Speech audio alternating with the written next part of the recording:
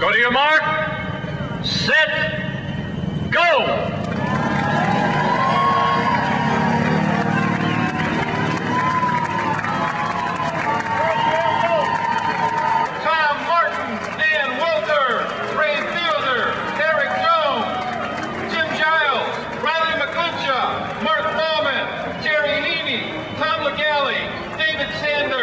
We're here at the Community Pep Rally for the Crim 30th anniversary with two people who have been with it from the very beginning. Mark Bauman has run all 30, and he's been a volunteer for all 30. And John Galt has also been a volunteer for all 30 Crim races. Mark, let's start with you. Can you remember what it was like to run that first one? Well, it was very hot, very humid, and we suffered a lot that day. How about the distance? Well, the distance, 10 miles, at that time I was doing a lot of marathon training, so I should have been able to handle it easily, but the heat made it tough, very tough. So how did the Crim get to be a 10-mile distance, John? Do you know? Well, I'm not sure. They wanted to emulate the Boston Marathon. We had some meetings early on when planning the race, and they wanted to start at noon like Boston starts at noon. We cautioned against it, and someone said, no, we got to start at noon. And I said, well, at noon in August in Michigan, you could get a real nice day or you could get a miserable one, and we got a miserable one.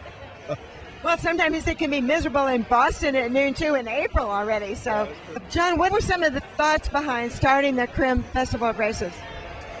The Crim Festival races began after we did the 10-mile for a few years. We wanted to involve more of the community, so we thought we'd add some shorter distances.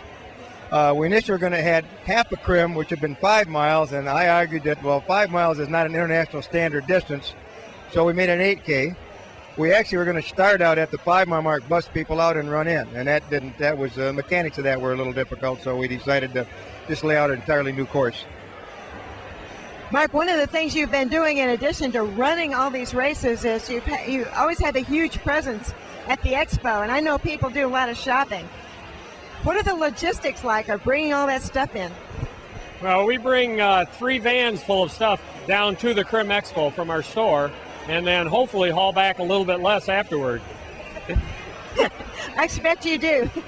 So, Mark, over the years, have you kept track of your time? What year did you run the best one? If I remember right, it was 1981, 56 minutes. Wow, that's pretty good. No, you're still qualifying for Boston, so you still have those wheels, right? Well, I still can qualify for Boston, but my qualifying is a lot slower than it used to be. Well, that's what happens 30 years later, right? John, one of the things that you've watched change over the years is the timing. How did chip timing change it? Oh, it made my job a lot easier. Instead of having the multiple chutes and a very highly trained crew to sort people out and keep them accurately timed and placed, now it's just an open finish line. As long as you wear your chip where you're supposed to wear it, you get an accurate time very quickly. Mark, you're going to be wearing number 1, and you're going to be starting a little bit early this year. We'll look for you to start the race with your brand new blue number. So good luck on Saturday. Thank you, and I need the head start. Okay, and John, we'll look for you. We know where you are. You're going to be at the finish line. Oh, yeah, I'll get start and finish and cheering all these folks on. Thanks for talking with us. Thank you very much. Pleasure talking to you, Jenny.